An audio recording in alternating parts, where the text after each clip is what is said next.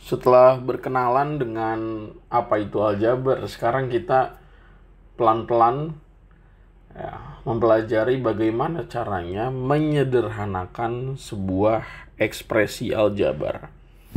Nah, kan kemarin gue ngasih tahu bahwa ya kumpulan dari beberapa suku ya yang disajikan ini kita sebut sebagai ekspresi.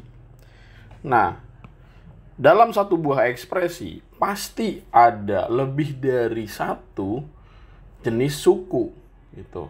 Artinya ya bisa bermacam-macam. Nah, dari banyaknya suku yang ada itu bisa kita sederhanakan dengan berbagai operasi.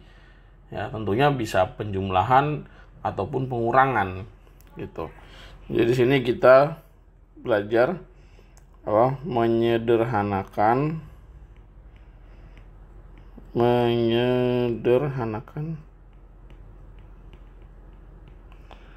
ekspresi aljabar.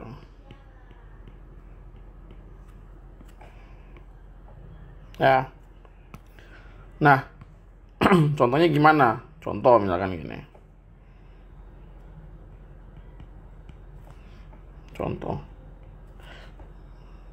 Ya, misalnya ada 3x kuadrat plus 5x min 2x kuadrat plus 7. Nah, ini menyederhanakannya dengan apa? Dengan mengelompokkan suku sejenis.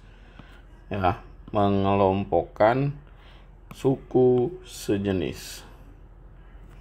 Ya. Mengelompokkan suku sejenis.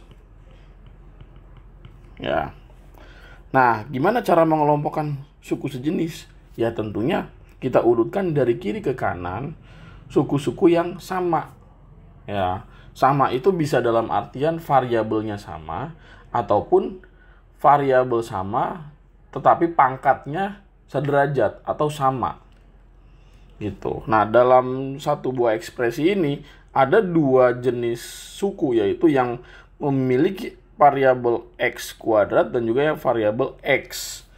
Gitu. Ada yang pangkatnya cuma 1, ada yang pangkatnya pangkat 2 gitu. Nah, berarti kita susun pertama berdasarkan apa? Berdasarkan pangkat tertingginya. Gitu. Berarti 3x kuadrat min 2x kuadrat plus 5x plus 7 gitu. Nah, berarti ini 3 dikurang 1 berapa? Ya 1 atau x kuadrat doang plus 5x plus 7 gitu. Nah, ini bentuk paling sederhananya ya. Jadi kita kelompokkan suku-suku yang sejenis. Nomor 2, misalkan contoh lagi. Nomor 2, 4A plus B min 2A plus 6B min 5. Nah, tentunya kan A dan B ya sesuai dengan abjad ya dimulai dari A dulu kan. Ya udah berarti 4A min 2A plus B plus 6B min 5. Nah, 4 dikurang 2 berapa? Ya 2, jadinya 2A. 1 ditambah 6 berapa? 7, berarti 7B min 5.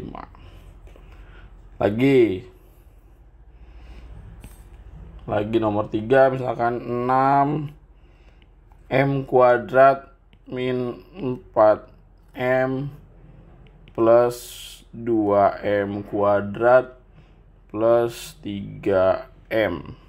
Nah, berarti ini sama-sama M tapi beda pangkat. Ya udah kita mulai dari yang pangkatnya tertinggi.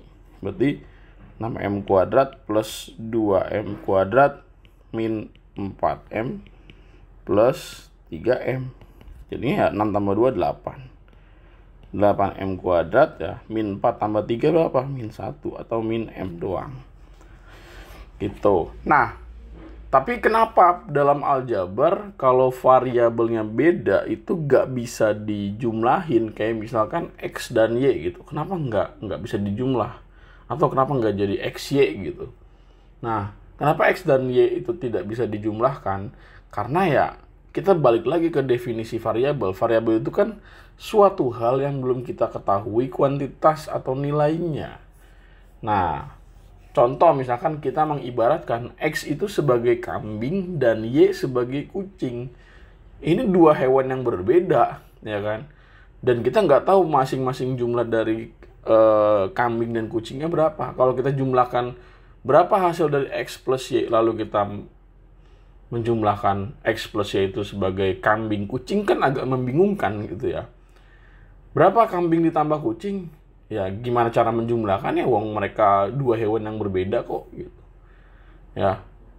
Masa kita bilangnya oh ada satu kambing kucing. Kambing kucing itu hewan apa gitu. Jadi makanya kalau variabel beda ya dia nggak bisa dijumlahin gitu.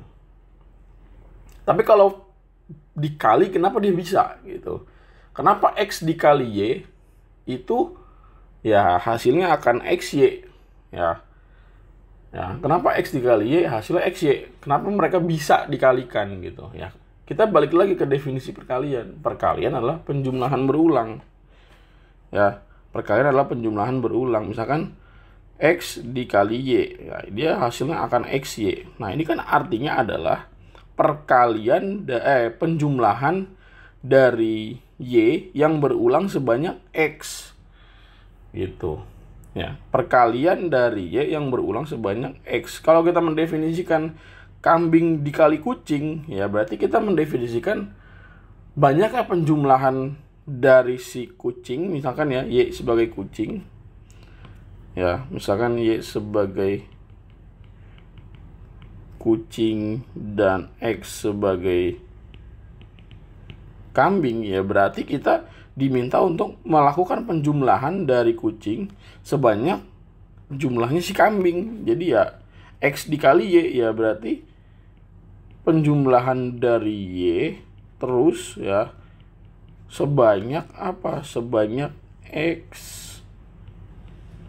gitu. Ya sebanyak X ya. X berapa? X kita nggak tahu berapa. Tuh, tapi intinya adalah X dan Y bisa dikaliin gitu. Nah, nomor 4, contoh lagi misalkan 8x pangkat 3 min 3x kuadrat ya plus 2x pangkat 3 plus 4x min 5x kuadrat. Ya berarti 8x pangkat 3 plus 2x pangkat 3 ya. Ini min 3x kuadrat min 5x kuadrat plus 4x. Ya berarti 8 tambah 2 berapa? 10. 10x pangkat 3. Terus min 3 dikurang 5 berarti min 8x kuadrat plus 4x. Contoh lagi terakhir misalkan yang nomor 5.